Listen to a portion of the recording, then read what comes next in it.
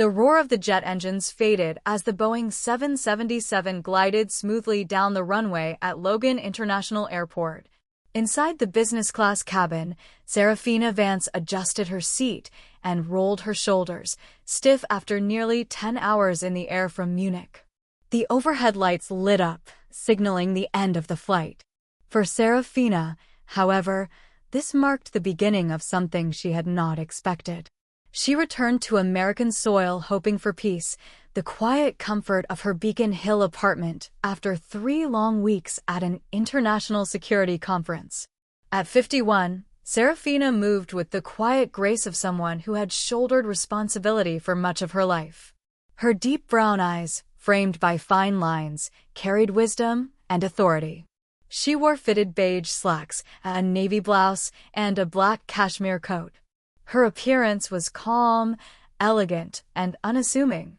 Nothing about her spoke of intimidation. She stepped onto the telescopic bridge, connecting the plane to the terminal, greeted by the familiar chaos of Logan.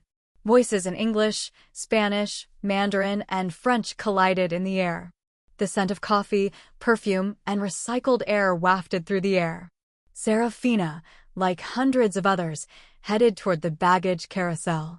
As she passed under the flickering fluorescent lights, dragging her small carry-on suitcase, she noticed 2 men in Port Authority uniforms standing near the carousel. One, Officer Richard Holt, was stout and red-faced, with a beer belly pressed against his vest and a permanent frown. The young man beside him, Officer Nathaniel Shaw, mirrored Holt's posture, trying to appear assertive. Their eyes found Serafina. She sensed it immediately, a gaze that lingered too long, not out of protocol, but out of suspicion. They approached her at a deliberate pace, Holt stopping just in front of her, Shaw taking a step back. "Excuse me, ma'am," Holt said in a flat, polite tone. "May we see your identification?" Serafina's posture remained calm. "Is there a problem, officers?" "Routine check," Holt replied, looking her up and down. "Identification, please." She knew this wasn't normal, but she had nothing to hide. She handed him her New York driver's license. Holt examined it slowly, then smirked. "Beacon Hill, that's a fancy neighborhood. Flying business class, dressed like this. What do you do, Miss Vance?" "That has nothing to do with this test," she replied, her voice clipped but respectful. "Am I under any suspicion?" "We just have a few questions," Shaw interjected, trying to sound confident, but clearly following Holt's lead. "You're not like our usual passengers."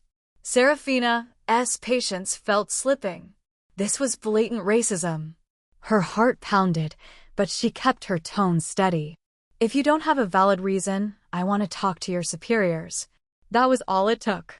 Holt's face darkened. "Obstruction. Handcuffs." The station fell silent as the scene unfolded. The phone was raised. Serafina barely had time to protest before Shaw twisted her arms behind her back and snapped the cold steel handcuffs. Pain shot through her shoulders. Her jacket wrinkled awkwardly as the handcuffs dug into her wrists. "What are you doing?" she cried. "I'm not doing anything." "This is obstruction of justice," Holt barked. The humiliation was unbearable, a decorated officer standing in the arrivals hall like a criminal. She took a deep breath, forcing down her anger and shame. "Officers," she said softly, I need to make a phone call now." Holt laughed. "Who are you going to call? A lawyer? Your mother." "My phone in my bag. This is a matter of national security." The words hit like a shockwave. "National security?" Shaw asked, suddenly unsure of himself. "Get my phone," Serafina repeated, her voice cold. Holt hesitated, then nodded.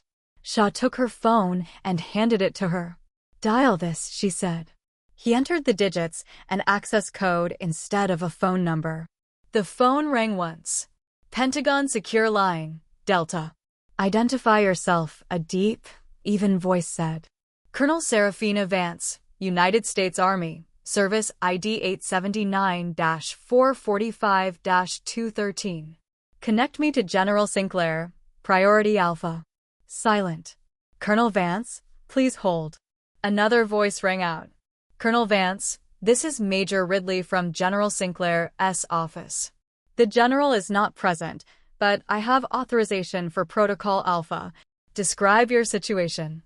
Currently detained, handcuffed without cause at Logan Terminal 4 by officers Richard Holt, badge 713, and Nathaniel Shaw, badge 1158. Request immediate federal intervention. The voice was now all business. Confirmed. Stay on the line. Response teams are on the way. Serafina ended the call. The color drained from Holt's face. Shaw looked like he was about to throw up. Colonel, we don't know. Holt stammered. You didn't ask. They fumbled with the keys, finally unlocking the handcuffs. Her wrists ached. 10 minutes later, the higher-ranking officers appeared. A captain approached, demanding an explanation. Holt tried to tell a story. Serafina gave her credentials. Colonel Vance, the captain said, shocked and apologetic. I assure you this will be taken care of. He turned to Holt and Shaw. Weapons, badges, come into my office now. Months later, the courtroom was packed. Video evidence, witnesses. The defense blamed stress, misunderstandings, but the jury saw the truth. Holt, years in federal prison. Shaw, 3 years. Justice. Serafina Vance, in full uniform, sat silently as the verdicts were read. She felt no joy, only the heavy burden of what had happened. Back at the Pentagon, autumn turned the trees gold. Serafina looked out her office window, her hands resting on her desk piled high with files. The world moved on, but she would carry that day with her forever as a scar, a lesson, a reminder. Justice should not depend on rank, on power, on who you can call. It should depend on the truth. And it should be for everyone. So she worked and kept fighting for herself and for those who couldn't.